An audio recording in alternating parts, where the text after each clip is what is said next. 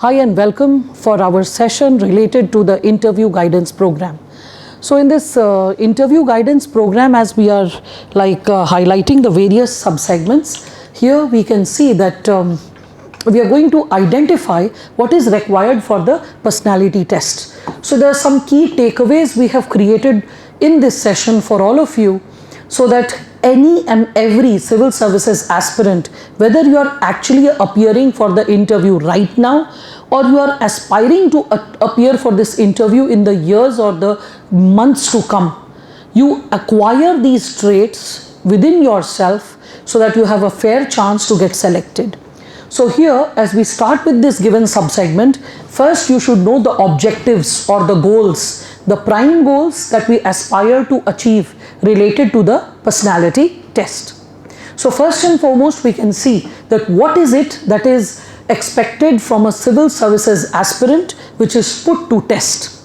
When we say interview, so we need to understand interview is entering inside the student and having a 360-degree view of the person's personality. So whenever the interview is conducted, the examiner actually tries to get a wholesome understanding of your personality, of who you are, through getting into a purposive conversation with you. So this purposive conversation, we all can see, is going to assess your character and whether you're suitable for the civil services or not, whether you have the personality of a civil servant or not. So what is the personality of a civil servant? What are the values that you need to constantly imbibe? What is the energy that you need to exuberate? That's something which we'll be talking about soon. Again, we can see there are certain traits related to quick thinking, decision making, and the ethical principles that you can uphold. So when we are talking about quick thinking, every now and then we see that aspirants are definitely put under the rigor of quick thinking or mental alertness. As you can see in the UPSC syllabus also, there are the terms related to mental alertness discussed over there. So quick thinking, how do we see that happening? So we can see that just a couple of years back, our student Abhijit Ray, he was asked in the interview that, okay Abhijit, where are you staying in Delhi as you have come to appear for this interview? So he said, sir, I'm staying in Bang Bhavan. So he's like, okay, so Bang Bhavan, how are you traveling? So he said that, sir, I'm taking the metro. Then see how the mental alertness or quick thinking is put to test. It's like, all right, fine. So when you are traveling all the way from the metro to Bang Bhavan, is there something interesting, like out of the normal, that impresses upon you and it surprises you? Now with quick thinking, he could understand that the examiner already knows the answer. I just have to identify it. And then he was like, ma'am, I was not very sure. But something which really surprised me was that Bang Bhavan shared its boundary wall with the Iranian embassy. And it's not an everyday affair that the embassy shares the neighborhood or the boundary with my house. In Kolkata, it's not as such. So I said that, sir, what really surprised me was that I was sharing my neighborhood with an embassy. Now, this was the mental alertness that was put to test. Are you noticing what's going on in your surrounding, or are you sullen, sulky, bookish, and not even bothering what's happening around your world? Because they want an alert and agile officer. So that's something that we mean by the component of quick thinking. So quick thinking, spontaneity, once in a while out of box thinking is also adding to the virtuousness of marks that you would get. Simultaneously, we can see that you have to focus on real world problems because you're going into the real world issues to solve the crises. Here we can see that when we are talking about real world problem solving, some of you may get situation based questions as well. So situation based questions will be testing your capability to evaluate what dimensions are there, what multi-pronged possibilities or solutions are there, and which is the best solution that you finally land up with, and what is the exact inspiring source, the values, the ethos that inspire you to arrive at that decision. All that said and unspoken insights are laced within your answer, which the examiner can see through. So please understand, as majority of you also are aware of, that it's not the mains related information which is put to test, because you have already qualified mains. So it's not fact testing that's going on. What is actually put to test is your capability to interpret, your capability to be spontaneous, your capability to be present in the situation. Like couple of years back, there was a student when he entered the examination hall. So as he opened the door, not right in front, not blocking the door, little ahead on the side, there was a pot of plant that was placed. It was out of place. One would not kick it or collide by it, but it was definitely in a like misfit position. It could have been put on the side, but students kept coming and going. Hesitantly they saw the pot, but everyone went ahead, wished the board and sat down, gave the interview, came out. But this student, after wishing the board, just requested that, sir, may I just place the pot in the corner of the room if you don't mind? And they said, yes, why not? And he picked it, kept it, dusted his hands. That was like, in the spur of the moment, one of the board members had created this so that the person who is motivated to provide solutions or fix situations in time, simple solutions, by presence of mind, by being alert that what's happening in and around me, and what are the things which are simple solutions and can be fixed so that no one else is knocking off or getting hurt or some kind of damage is taking place. So that very simple solution of just picking the pot and placing in the corner of the room, it acted as a blessing and he got really good marks. Spontaneity can also be like, once one of the students, he had filled his form in the DAF as the hobby was ghazal singing and interested in reading poetry. So in ghazal singing, the moment it was asked that what is the difference between ghazal and thumri and certain other classical genres, so he kept explaining, and then in between only he just suggested that, sir, I'll never get a coveted audience like this. If you may allow, can I just sing a song? And then everyone smiled. It relaxed the environment. They said, yes, yes, why not? And he sang beautifully and everyone was very impressed, because that acted as as a sense of taking initiative, being a relaxed person, being able to keep a cool head despite such a big board. So all that is something which is put to test. So you have to have that spontaneity inside you. You have to have that sense of, we can say, composure despite the strain. And that is also put to test. In fact, one of the students, his authenticity was put to test when the student claimed that the hobby was cooking, and somehow through other previous questions the board felt that he is an inauthentic candidate. So they did not ask, how do you prepare aloo gobi or something like that. They asked, what is the price of 1 liter vegetable oil that you use for cooking? And he did not have an answer.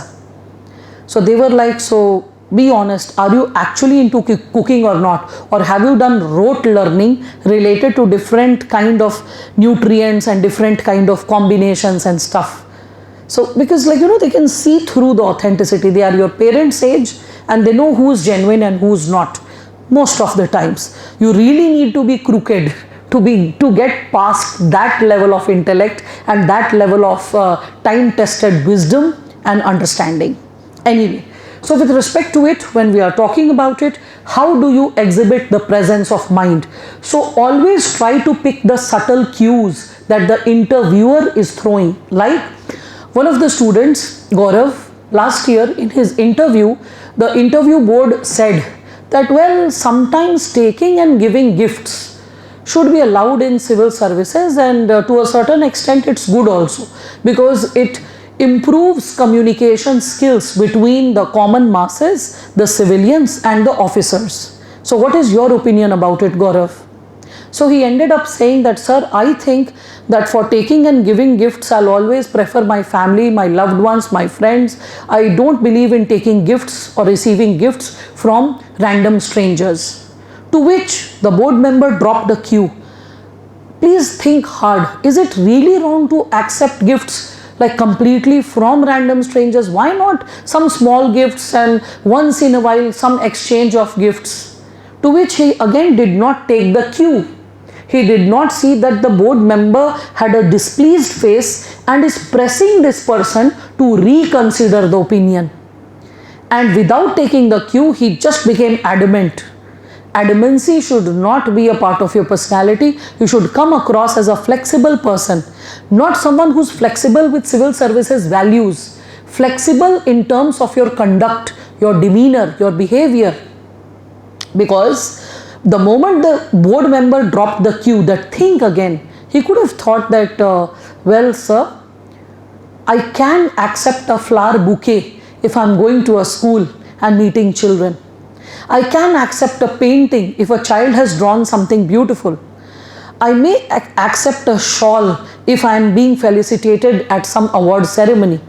So yes, there are two types of gifts. Some are monetary gifts and some are symbolic ones. I'm open to accept the symbolic ones because Civil Services Code of Conduct clearly lays down that accepting any gift more than 5,000 rupees is amounting to bribe. So I won't accept any gift which is too expensive in its monetary value and is coming from any distant relation or secondary relation in the society. If my primary relations like family and friends, if they are giving it, then only I shall not look into the monetary value. So when the board is dropping the cue, you are supposed to pay attention to that so that you don't come up with messy answers or rigid answers. Alright? Now, with respect to this, stay attentive and maintain a very active participation. How to maintain active participation? So we have seen, we have observed this in various mock boards that sometimes when a student is responding to a board member, the student only peers through that member and does not pay attention to other members. Please do not engage in this possibility.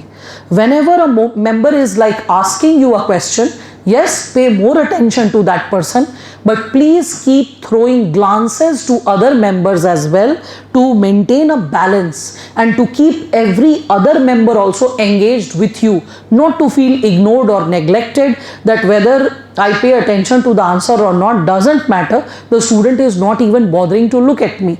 Well, no one thinks like that because they are clear about their purpose, that they have to evaluate you. But yes, you not even throwing a glance for minutes together like showcases lack of balance in personality. You cannot be all inclusive in a community gathering. You may not be a people's person, a people's leader. So remember, it's less about the personal experience of the board member, it's more about your overall personality in a community gathering, all right, which is being analyzed. Now, also listen carefully to avoid like asking for repetitions. See, if you completely mess up with an answer and you feel that you may go ahead with a wrong answer and you feel that the question is too long and too stretchy to interpret, then you can always request that, sir, can you please repeat the question once again? I want to decode few more parts and I'm sorry I could not grasp the question in totality. So there can be a way of presenting your curiosity or presenting your question rather than, I would say, directly saying, sorry sir, I did not hear it properly, please come again. That will come across as rude and the expression as very shallow. So you can always gently request if the question is too long. If there are short questions, then I'll encourage that please listen to the question in totality, mentally break the question in parts, to every part recall the segments, arrange it and start speaking. If you feel the question has too many parts and your brain is brainstorming too fast, a lot of points are popping up and it will take you a couple of seconds to arrange it, always seek permission from the board. That, sir or ma'am, can I take few seconds? You can pause for a while, rearrange and frame the information and then start responding. If you do so, that will bring you extra marks. So, because it shows that you are a composed person. In general also I'll say that suppose if the board has asked you a question, don't rush into the answer that let this person just complete the question and I'll just immediately give the answer. Don't. Let the person complete the question. Take 2 to 3 seconds pause. That shows composure, that shows gravitas, and then start responding to the answer accordingly. That shows that you are like a person who holds your horses, a person who reflects deeply and clearly before responding. That is a mark of maturity and that is something which will be appreciated. You won't come across as a restless, immature soul who is impatient to respond. Because remember, sometimes it is less about the facts and answers, it is more about the conduct, the demeanor, the way you speak, the way you engage. Alright? Now, also you need to be very clear in terms of sound decision making. What is sound decision making? I have given you certain cue points related to not being polarized or not being prejudiced, being balanced, logical, like proposing practical or honest solution. Let me give you an example. So a couple of years back, one of my students, Siddharth Deswal, he went to the UPSC board, and at that time Bassi sir was the member UPSC, and he went to his board and Bassi sir asked him, so okay Siddharth, tell me something, which government is doing a better job related to the issue of development? Is it UPA or is it NDA? So at that time NDA was in power, and he asked that which one has done a better job, NDA or UPA? So it is a hardcore politicized question, to which Siddharth created a balance of judgment, a very, I would say, apolitical stance, non-partisan attitude, which are important virtuous aspects of civil services values. And he responded that, sir, both the governments have maintained due clarity related to their idea of development. We can see that UPA focused on social development in the form of MGREGS, by generating employment and also creating some financial security for the households. It also worked on, we can say, the possibility of providing free ration or free food grains or subsidized grains through National Food Security Act. Whereas when we talk about NDA, it is focusing on inclusive economic development through Startup India, Stand Up India, and various other skill development initiatives and employment generation programs. Thus, both the governments have tried to achieve the goal of development in their own requisite manner, in their own, we can say, aspirational manner. So when we can say aspirant is trying to steer clear from any polarized, any prejudiced opinion, that also presents a very good image. Yet another student, 3 years back, this question was asked related to mob lynching and consumption of beef, because at that time that issue was quite highlighted.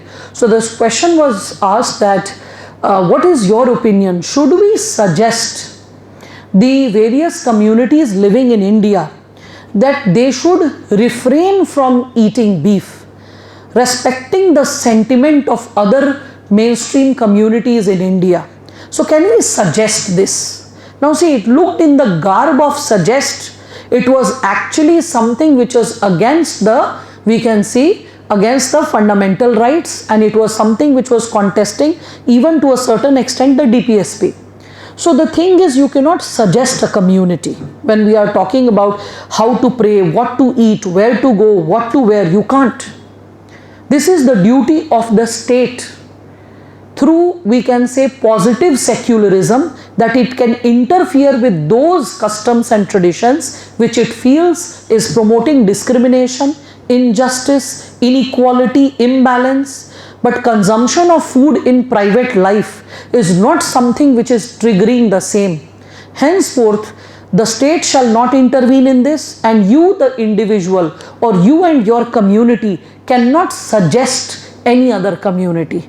So that is what was thrown. So when the student was given this option that would you like to suggest, because of the background of the student, the state, the region, the language, the possibility that the student was belonging to, and whatever cue points the examiner could gain about this student's personality. So this question was raised that would you like to suggest, just to see whether the student is falling in the trap of the word suggest or not. So please be very clear with civil services values and constitutional principles to not trip over such questions. Furthermore, we can also see that please have a very diverse and in-depth knowledge. There have been times when after a basic engagement, the board members have tried to test the all-inclusive, multi-dimensional, rich insight of a civil services aspirant by asking a range of questions from polity to economy to international relations to local governance, all kinds of questions.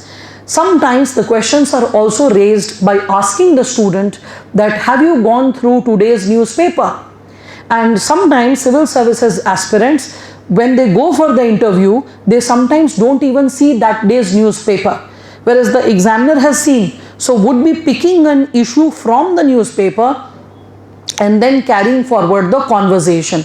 So it is advisable that not only be sufficiently posted related to the various issues, national, international, local, whatever they are, and it is also getting connected with your DAF or the syllabus or in general which is in public purview, and have an opinion about it which is well balanced, so that when such questions are asked, you are not caught up by surprise. You are able to engage meaningfully.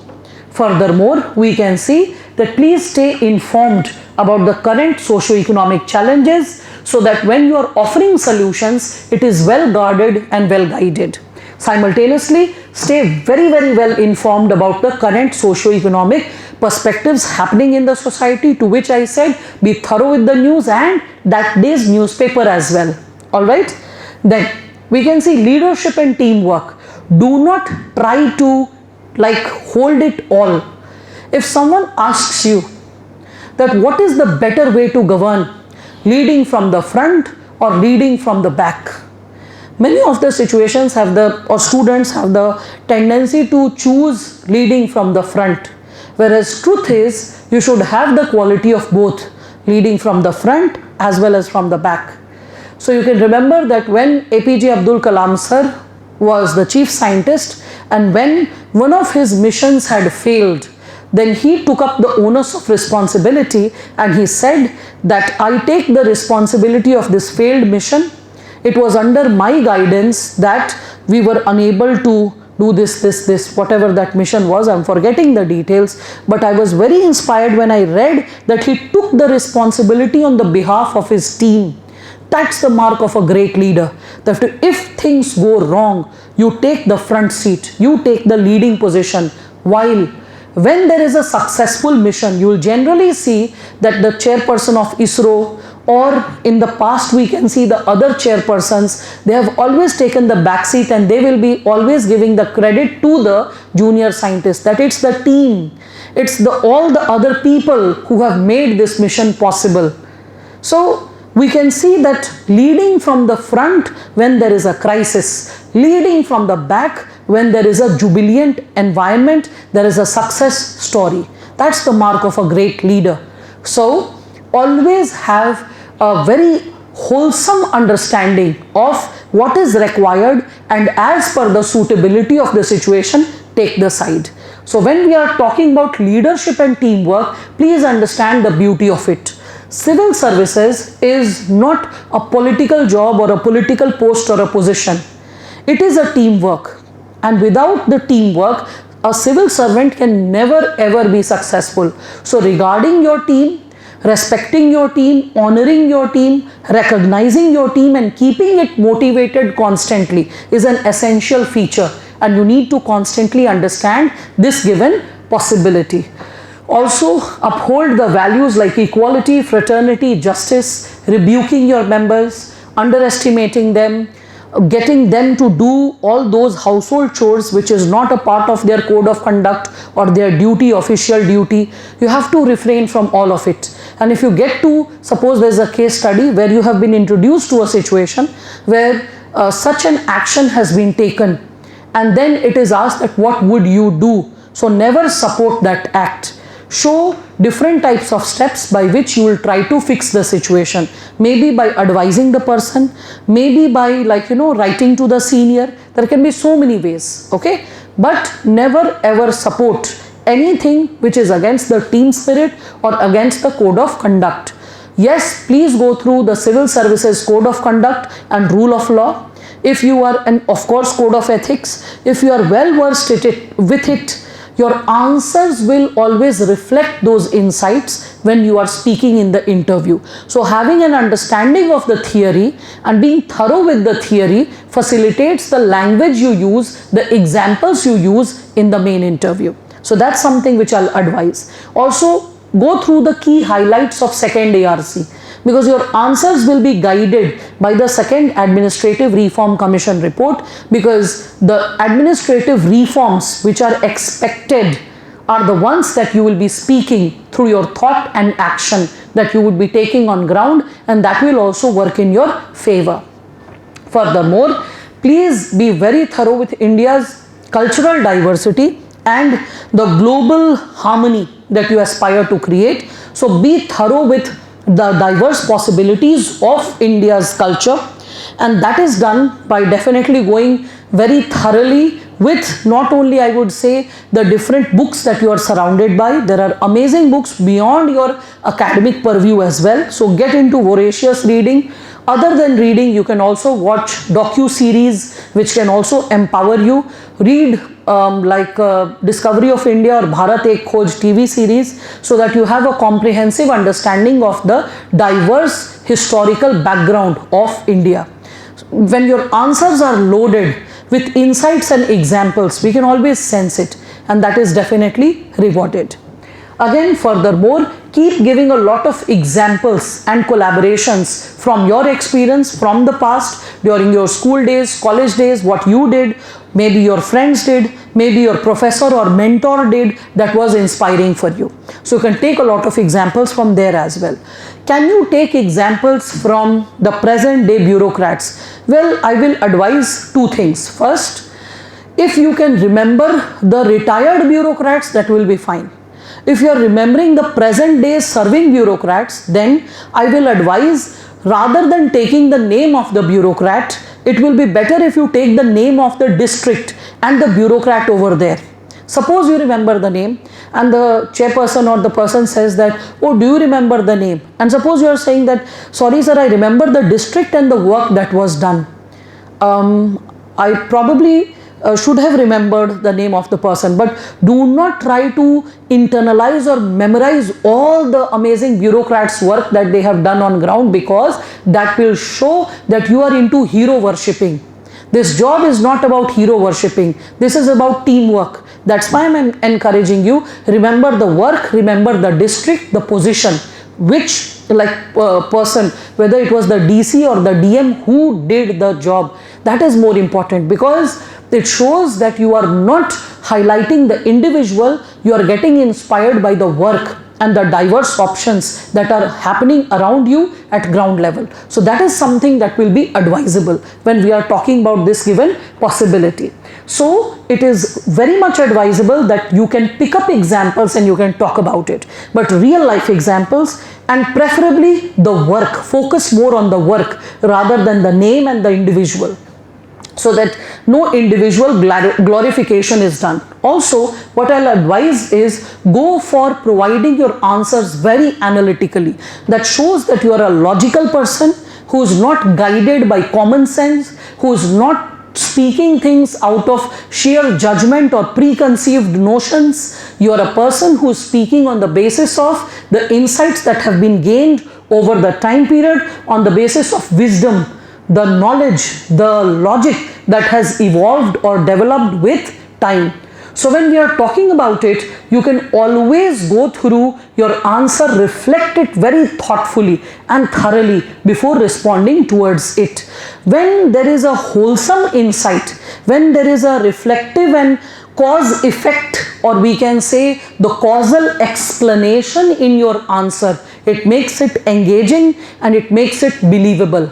When the causal explanation is missing, it sounds as a very flat information, and the flat information showcases that you may be doing things just by rote learning, not motivated by the cause, motivated by the reason. You are doing it for the heck of it, not doing it because you are understanding the purpose of it. That's why having an analytical explanation is necessary. Furthermore, when we speak of it, You also need to have a structured communication. Do not be haphazard that you are speaking 2 points, then you are suddenly like, ma'am, sir, there was one more point. Or sir, I wanted to say this before this. Don't do all this. As I told you, take pauses, and after taking a pause, structure your answer and speak.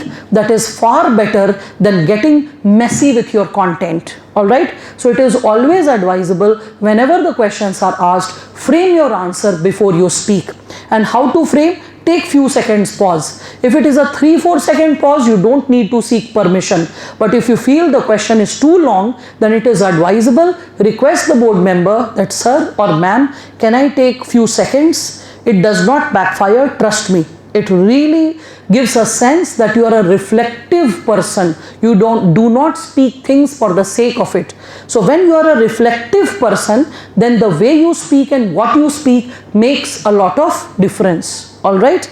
Now, furthermore, when we are talking about it, always try to begin with key points, whatever the key points are, and always start with the most relevant point in your answer.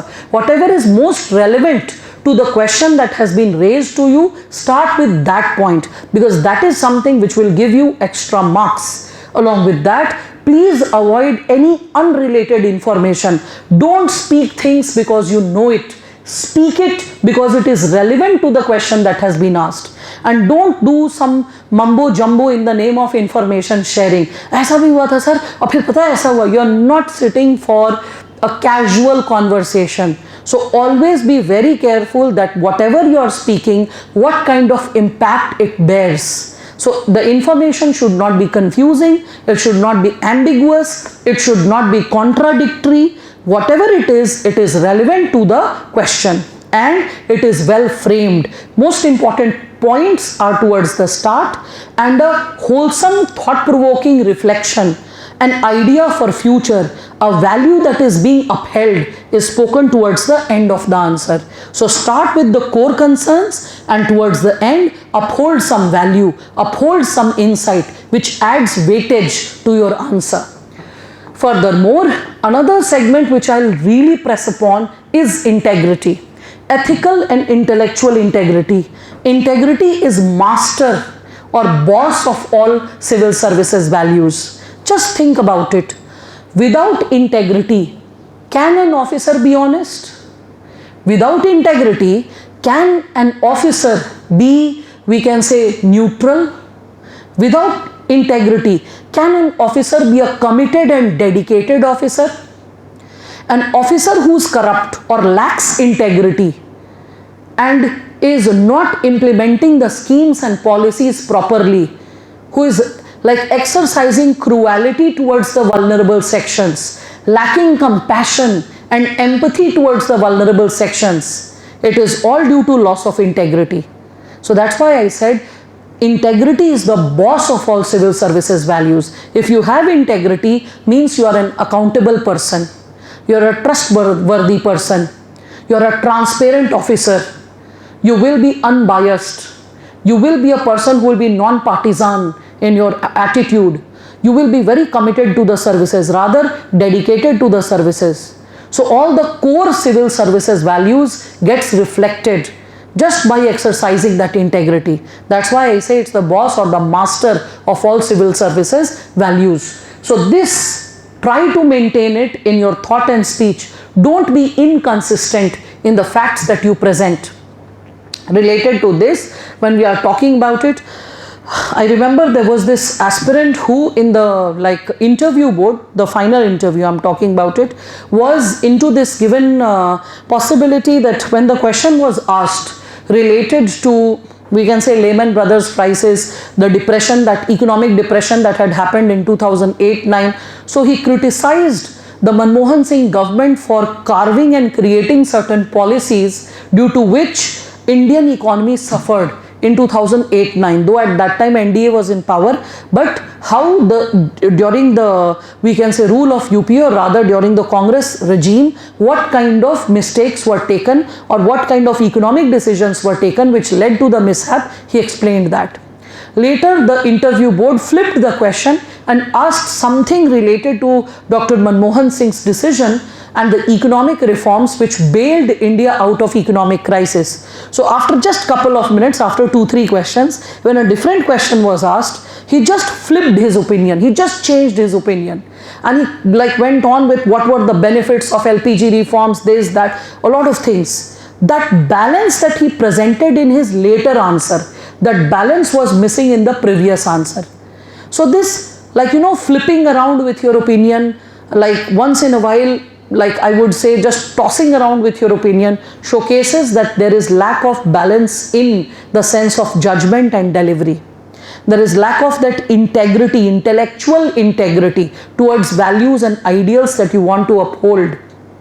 Because when you are presenting something, there should always be a balance of judgment and merit and demerit going simultaneously. It cannot be that at one point of time you are all caustic about it and at other time you are all gaga about it. It cannot be possible that you are just standing at two extreme ends. So when that is showcased in the answer, it shows lack of intellectual integrity. So that's why it is advisable that whenever you get such questions or any such questions, see to it that this disposition is maintained at all times. Furthermore, we can see that please remember real life examples and instances. It can be related to Indian leaders, global leaders, they can be social reformers, they can be political leaders, they can be administrators. Alright, they can be leaders from the past, they can be people who have environmentalists, painters, literateurs, think tanks, anyone who has been inspiring and contributive to the society. Remember an array of examples, because when subconsciously you lace those examples in your answers, then the conversation becomes very engaging, interesting, eyeball grabbing, and the examiner wants to listen more from you, wants to engage you further. Not only because the person wants to analyze initial 10 minutes and majority of the analysis of your personality has already taken place. Sometimes they talk because they have a very enjoyable experience while meeting a young boy or a girl who's so sharp, scintillating, and is full of so much of intellect. So they really enjoy sometimes striking that conversation. So let that be a joyous experience for them, fulfilling experience for them, so that they feel like passing the baton of responsibility to you and you are the chosen one. So when we are talking about this, we can also further understand that remembering the key points of your DAF is essential. The detailed application form, please be very thorough with it. Possibly I can say that 250 to 400 tentative questions can be extracted. The sub-branching of the possibility of each and every word that is given in your DAF that you have filled in part 1 and part 2 is something from where questions can be created. Please remember, the person who's chairing the board has the part 1 and part 2 both. That person has the thick, the fat, detailed application form which you have filled. Whereas other members, they don't have the entire bunch, they only have the selected pages, which is the part 2 of the DAF. So when everyone is going through the segment, it's not that the person who's chairing the interview, that person can ask questions which is not in part 2. So you have to be very thorough with all the given aspects which you have filled. And that's why I said some 200, 250 odd questions can be created. Suppose your school's symbol, emblem, message can be asked. That what was the motto of your school? What was the emblem of your school? What did it represent? How about your college? What was the motto statement? What was the the inspiring ideas that you gained from your college? The name of your college, the name of your school. If there is the name of any personality, who the person was, what was the journey, how the person was contributive. There are so many possibilities that can be raised or added.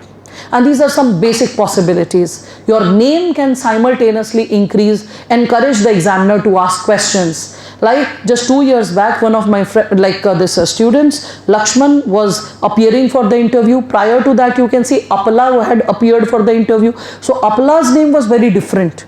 So anyone could have asked that, what is the meaning of Apala? Because like Gargi and Maitreyi, she was one of the most intellectual women in ancient Indian history.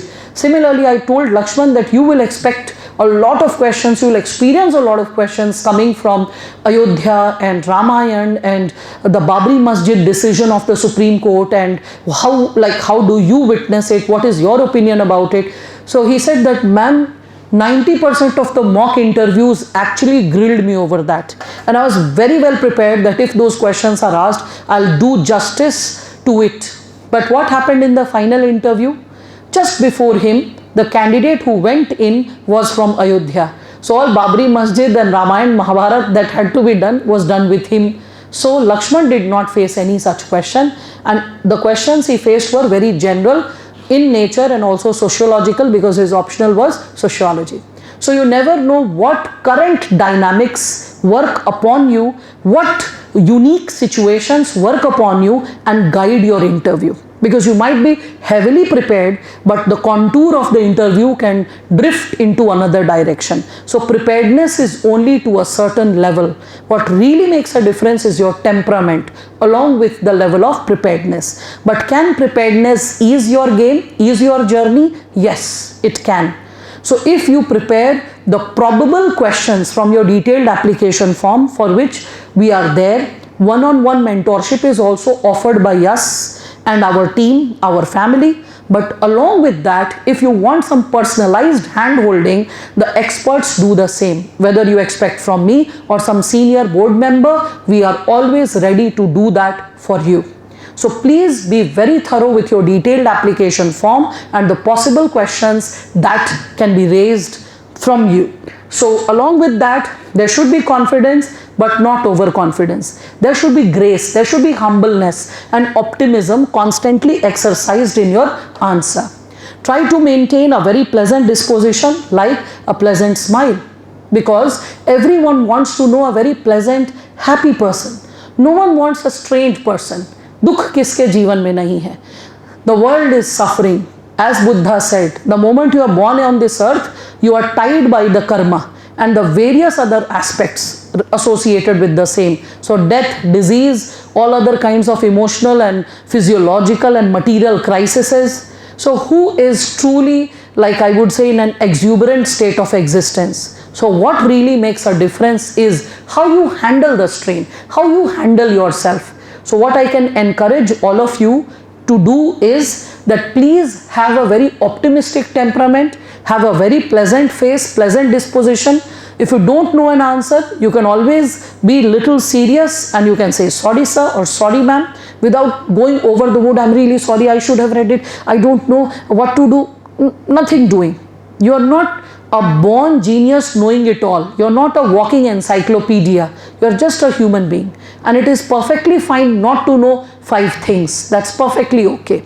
Please remember that it's not a test of facts, because you have already qualified with the facts. That's why you have cleared mains and you're sitting before the interview board. The purpose of the interview is to see the personality and not the facts. It so happened a couple of years back, Pranjal, she had botany as her optional, not in UPSC. She had that in her master's course, and she had a gold medal and also at the university level in master's and level, and then she also had a NET and JRF. And what happened was that she had a different optional in UPSC, I don't remember, political science or so. And then in the interview, what happened was that when questions were raised, after a couple of questions, one of the members was really very thorough with botany. So started asking a lot of questions. So for almost out of 8 questions, for 7 questions, she kept saying, no sir, sorry sir, no sir, sorry sir. So finally the chairperson asked that, Pranjal, how do we believe that you have genuinely cleared NET or JRF? So to which she just smiled and she hesitantly said that, sir, I know that I have not been able to answer majority of the questions, but it is so because for past 2 years I have been preparing for civil services exam and I did not get an opportunity to revise the textbooks of my master's level. And I do accept that before coming for the interview, I should have revised them. But I don't want to give inauthentic answers or half-baked answers when I'm not very sure of them due to lack of revision. So this shows intellectual integrity. This showcases an honest person. So it's not about the facts that the person could not respond to the facts. It's more about your personality, who you are. And Pranjal ended up getting 179 in her interview. So please remember, it's not about facts, because there were other situation based questions and other current affairs questions that were asked from her, to which she responded very effectively. So it did not matter on an average related to this given possibility that why despite holding a JRF she could not give like 7 answers out of 8, because please remember, it's not a professor's position you are looking for, that academic insight and knowledge will be put to test. What is actually put to test is associated with the given insights related to how you go ahead with things, how you present the things, and what kind of possibilities you can offer simultaneously. All right, so I hope all of you can understand this, and whenever you are responding to it, you are guided by these insights. Furthermore, we can see that please go ahead with taking mocks. Don't overdo them, because please remember, if you are going to 40 boards and every board is giving you even 2 advice, you are loaded with 80 pieces of advice, which can be mind-boggling and it can disturb your confidence level.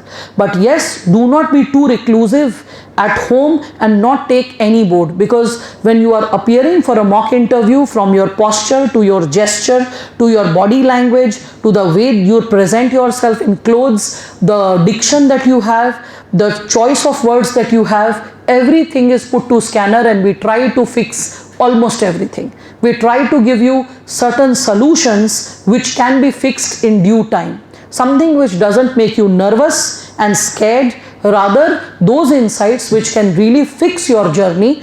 And if you are getting like, let's say 150, it should be 180. So how to bring that quantum leap in your interview, we try to fix that given possibility.